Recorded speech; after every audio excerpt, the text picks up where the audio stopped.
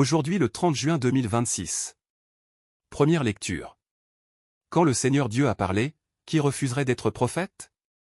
Lecture du livre du prophète Amos. Écoutez cette parole que le Seigneur prononce. Contre vous, fils d'Israël. Contre tout le peuple qu'il a fait monter du pays d'Égypte. Je vous ai distingués, vous seuls, parmi tous les peuples de la terre. Aussi je vous demanderai compte de tous vos crimes. Deux hommes font-ils route ensemble, sans s'être mis d'accord? Est-ce que le lion rugit dans la forêt, sans avoir de proie? Le lionceau va-t-il crier du fond de sa tanière, sans avoir rien pris? L'oiseau tombe-t-il dans le filet posé à terre, sans y être attiré par un appât? Le piège se relève-t-il du sol, sans avoir rien attrapé? Va-t-on sonner du cor dans une ville, sans que le peuple tremble?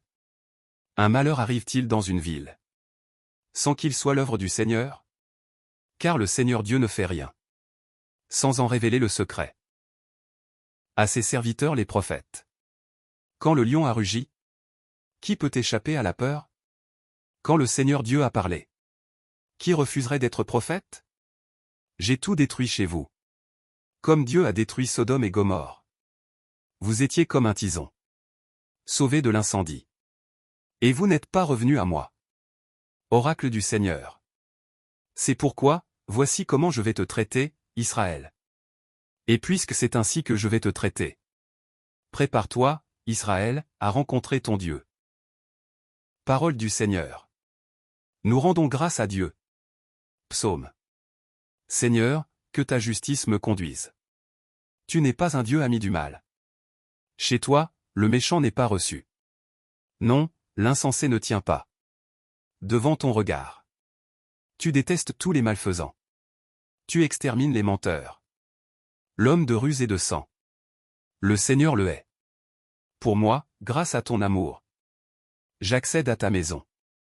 Vers ton temple saint, je me prosterne, saisi de crainte. Évangile. Jésus, debout, menaça les vents et la mer, et il se fit un grand calme. Alléluia. Alléluia. J'espère le Seigneur. Et j'attends sa parole. Alléluia. Évangile de Jésus-Christ selon saint Matthieu. En ce temps-là, comme Jésus montait dans la barque, ses disciples le suivirent. Et voici que la mer devint tellement agitée que la barque était recouverte par les vagues. Mais lui dormait. Les disciples s'approchèrent et le réveillèrent, en disant: Seigneur, sauve-nous. Nous sommes perdus. Mais il leur dit: Pourquoi êtes-vous si craintifs, hommes de peu de foi? Alors, Jésus, debout, menaça les vents et la mer. Et il se fit un grand calme. Les gens furent saisis d'étonnement et disaient: Quel est donc celui-ci, pour que même les vents et la mer lui obéissent? Acclamons la parole de Dieu. Louange à toi Seigneur Jésus.